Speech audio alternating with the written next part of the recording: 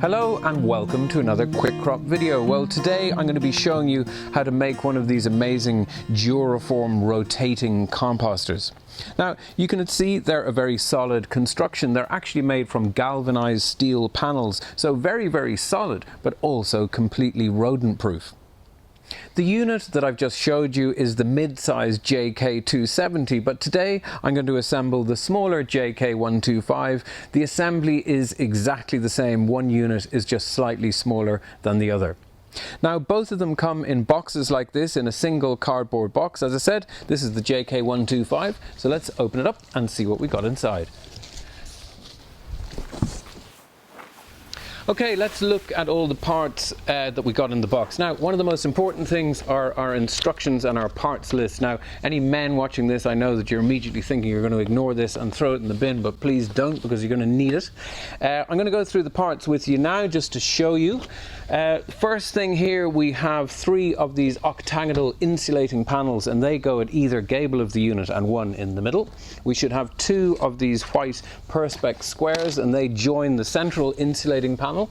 We then have 2 of these green octagonal panels. Again, they go in the gables. We have 3 panels here with handles, and you saw me use those to spin the unit earlier on. We should have 2 panels with nothing on them, completely clear, and then we have 2 panels with these galvanized catches, and they're what open and close the access flaps that you saw me use earlier. These nice shiny steel parts then are your frame and then also your central spindle.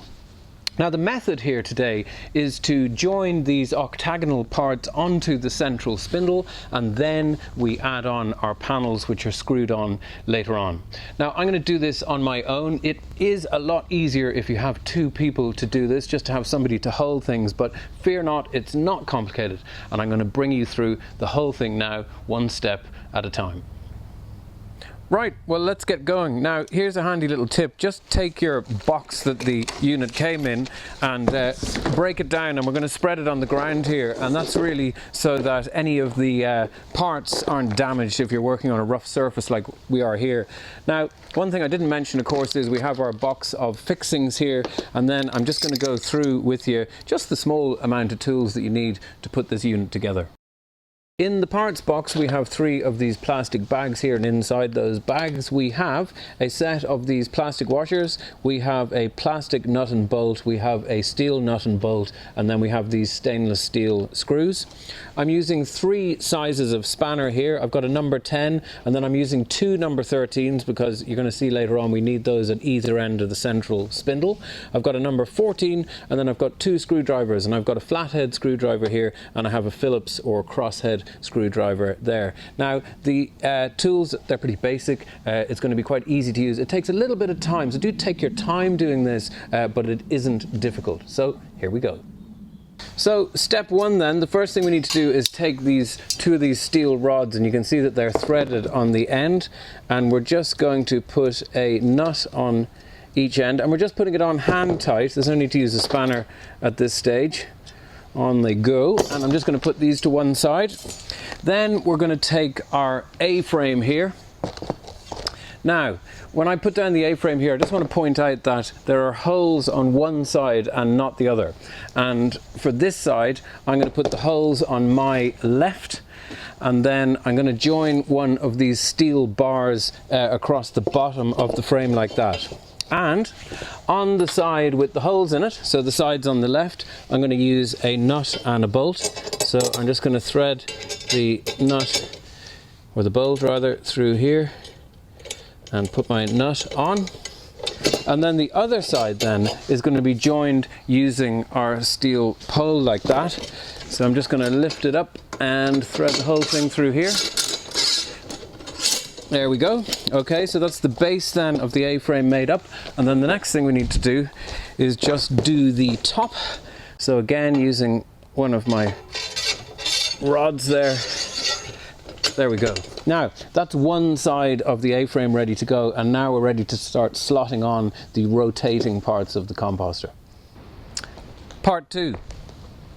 We've got 2 of these poles here, and you can see that they have kind of a half moon cut in the bottom, and we take these poles and we slot them over our threaded bars, and that little half moon shape means it fits snugly over the frame. So we're doing the bottom one here and then onto the other pole at the top, and that's it.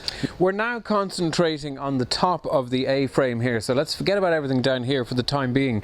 This is the central spindle that the whole thing is going to rotate on. We've got to start building it up now. So the first thing we need is this longest, so this is the longest plastic tube that you have, and that just simply slots over it like that. Down she goes. And then we then take one of these stubby little ones. Now it's important that you get these in the right order. So we've got long plastic tube first, then we're going to put this short one on. That goes down to the bottom. And then we're going to take one of these gable end panels, and these are the green panels. Now you can see that one side isn't completely painted because that goes on the inside, and then this completely painted panel is the outside. This is the outside of our unit, so we're going green side down like that, and that just slots. Now it is quite a tight fit, so you kind of have to sort of shimmy it down like that. Now I'm just pushing it down with my hands in the center here. Don't hold it at the sides because you're liable to bend the panel. Just rock it backwards and forwards like that and it'll go down. There we go. Now, and it's now sitting on the small black pipe that we put on in the first place. Next job then is we're going to take one of our insulating panels. Now you can see that two of the panels have these holes in them and the one in the center doesn't. So we want the ones with the holes in them, and those holes line up with the ventilation holes on the steel. So again, we're going to slot that over. It goes down very easily, and we've lined up our holes. Next thing then, another plastic tube, this time the medium size, and that slips down. And we're actually going to push it through the foam, and we can feel it hitting home then at the other end. So next thing we need, we're going to use one of these Perspex square dividers, and we just slot that down. Again, don't worry about the alignment of them because we're going to sort that out later. We use our central foam core. Now we notice on this one it doesn't have any holes in it, okay? And we slot that down easily onto that. Another one of our Perspex dividers. There we go. Now we're using our mid-side pipe. It's just the reverse of what we've done the other end. Mid-size pipe again. We're going to use our foam core. On it goes. A little bit fiddly, but not too bad. And then our last piece then, we've got our other gable end. Again, notice one side is painted, the other side isn't. Painted side goes up this time. Down we go. And as we shimmy that down, there we are, it just sits on the tube underneath, so it can't go down any further. And then our last pipe. Our next job is just to attach the other end of the A-frame, and that's so that we can put the composter up on its legs. So we take our other end. Now, do you remember we mentioned that there are holes on one side of the A-frame only, and when we put this on, those holes are going to be going on the side that doesn't have the bar here. So I'm just going to slot that over the end. There she goes. And put this end on here. We now have to join the end piece of our A-frame here, and we're going to use another one of these steel rods. So we just pop it on the end here. Going to use a nut on the end, and again we just tighten that hand tight, and then this side here then we use a nut and a bolt, which I conveniently have in my pocket, and we need to pull this in a little bit. It's under a little bit of tension, and we pop our bolt through there and put our nut on. Again, just hand tight. Now when we have this done, then I'm going to put the unit up on its base and we can start working on tightening up the middle. So I'm just going to grab it in the center here, pop her up like that, and up she goes. And now she's really starting to look a little bit like our composter. We're going to tighten the central spindle now, and this is where we use our size 13 spanner. So we basically just put one on either end like that. Now if you're building the larger JK270, you're probably going to need somebody to help you with this, but I can do this on my own because I can reach. So we're just tightening them up. Get it nice and tight. We're trying to stop it from moving around so much, and we want to get our tubes and our divider pieces all nice and snug. So that's lovely. Our next job is to join this insulating material to the outer skin of the composter, and the first thing that we need to do is just make sure that, do you remember these holes here, that they're lined up with the ventilation holes on the outside?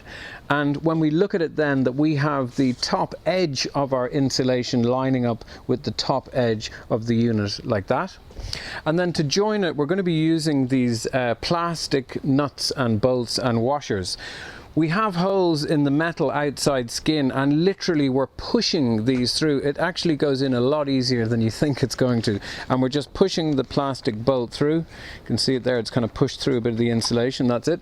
Then we put a washer on, and the washer is to stop the nut from pulling through the insulation, and then we just tighten that up. Now we're going to use our number 10 spanner for that. And then the other end, we're using our flathead screwdriver. So we'll put our little spanner on here and we'll tighten it from this side. Now we're just really tightening it so that the washer just kind of sinks into the insulation like that. We don't need to do it much more than that. And then we work our way around the outside. Our next job then is to steady this central insulation pad here, and we need to bolt through these perspex squares. Basically what we're going to have to do now is push one of our bolts through here. So we're just pushing it through. It's never going to come out exactly on the hole, but usually if you're careful, there we go. So we're through there and we're just popping it through, and then we put a bolt on the other end. Now there's only 4 of these to do on the JK125, so it's not a nightmare. Now the JK270, there are a lot more of them to do. Once you have the bolts pushed through the central insulating part, it's time to tighten them up, and I'm going to use my number 10 spanner and my flathead screwdriver. Now they don't need to be that tight, I suppose just a little bit over hand tight. So we just go around and tighten up all 4 of them like that. All pretty simple. And then once we have that done, we want to make sure that our central insulated panel is lined up with the other 2 on either end. Now we'll do a bit more of this when we put the panels on, which is our next job, is to fix the outside panels of the unit. Now it's such a nice morning that I've come outside. It was getting a little bit hot in the tunnel there, and you can probably see that our composter has suddenly grown, and that is of course because this is the larger JK270 unit. Now I wanted to show it to you just so you can see the difference in the central panel, which is that it's a much larger perspex panel that covers the whole area rather than the small squares we've seen on the smaller JK125. Now we have 4 fixing bolts in the middle and another 4 around the outside. It's much easier to do the central ones first, and that's because we can bend the perspex back a little bit, and that makes it easier when we're trying to line up our bolts just like that. Everything else from here on in is exactly the same. The panels look the same, they fit in the same way. So given that it's such a nice day, I think we're going to stay out here and finish this one. Now, when we attach the panels, the insulation takes quite a lot of compression just to push down on it, so it's much easier if we lay the composter down on its back like this. Again, I'm using the cardboard panels here from the box just to protect it. And what I want to do now is just spin the frame over. Do you remember that on one side of the legs we have holes like this, and what I want is that these holes are facing upwards, and that's kind of important for the next part where we join our panels. Now the first panel that I'm going to use is this one with the doors on it, and I've got the doors facing me as I have my legs with the holes facing upward like that. I'm just going to sit it temporarily on the top here. Now at this point we have to make sure that our gable ends and our central divider are lined up nicely, because if the central divider is slightly out of whack, it can cause the middle to bulge and it'll cause you problems later on. Now to fix the panels, it's not really as you'd think it would be. There's a lip on the side of the panel, and that actually has to fit outside the skin on the gable. So I'm just going to do that. And then we need to screw them in. Now it is easier if you have 2 people to do this, because as I said, we need to compress it down a little bit, but you can do it on your own. So if I just line up the screw hole here, I'm going to pop a screw in, but I'm not going to screw it all the way in. I'm just going to get it sort of 3/4 of the way, and I'm going to do that with all of them, and then we'll finally tighten them at the end, and it just allows the panels to move around a little bit as we're assembling it, and it will make it easier for you. So I've gone ahead and I've fixed all 4 screws here now with this panel, and then I'm going to rotate the composter 2 turns like that, and we're going to fix our second panel, and this one has these latches on it, and the latches then join onto the doors and keep the doors shut when you're rotating the composter. Fitting the panels, they're all exactly the same. We basically have to sandwich that lip just inside the gable there. Again, a little bit fiddly. We have that panel done now. I just want to put the catch on the door here just to stop the doors flapping open as I turn the composter one more turn. Now what we have left are 2 panels. We have these guys without a handle, and these ones do have a handle, and they just basically alternate as we move around the composter. So it's the turn of the handle this time, because of course our panel with the catches doesn't have a handle. So we pop this on, and we always keep our handle facing towards us like this, and we basically just keep going until we come around to the other side. So I'm just going to do that now, and I'll come back to you then when we have this bit finished. So that's looking good now. That's the last screw going in. Now when you are building these, it does take a bit of force now to push this down, but the insulation does have to be nice and tight together for the composter to work properly, so it's not without reason. Again, I haven't tightened them completely, and I'm just going to put the composter up on its legs now. We'll finally tighten them and we get finished off. So that's it, they're rotating nicely on its spindle there. I'm just having a look at the gaps between the panels that all look good. I'm going to open up my door here, that's all working nicely. I can see inside there I have a nice tight fit with my insulation, and everything seems to be just about perfect. So I don't need to make any adjustments, and I'm happy now to go and tighten up all the screws on the end fully home. Our very last job then is just to attach this brace to the back to make the whole thing a little bit more solid. Now the reason I've been so adamant all along that these holes stay on the opposite side to the doors is that the brace would get in the way if you're wheeling your wheelbarrow in to empty your composter.